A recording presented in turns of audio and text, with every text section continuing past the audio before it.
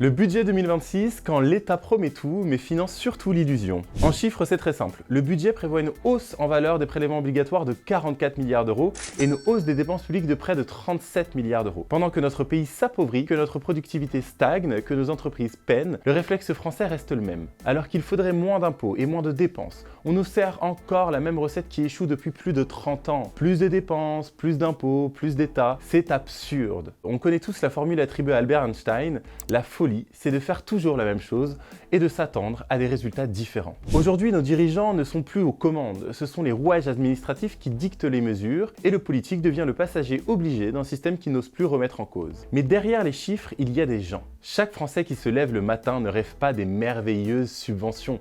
Il veut vivre de son travail, profiter de ce qu'il crée et élever sa famille avec dignité. Faire croire que la liberté passe par la dépense de l'État, c'est inverser la réalité. Imaginez une France où l'on n'a plus besoin de manifester parce qu'une subvention a été supprimée. Imaginez une France où les gens n'attendent plus l'État pour vivre, mais où ils vivent grâce à ce qu'ils produisent. La liberté économique, ce n'est pas un privilège, c'est une infrastructure. Et la vraie question n'est pas combien l'État peut dépenser, mais comment permettre à chacun de vivre dignement de la richesse qu'il crée. Là est le vrai changement de logiciel dont la France a besoin. Si vous voulez en savoir plus, retrouvez ma chronique sur lepoint.fr.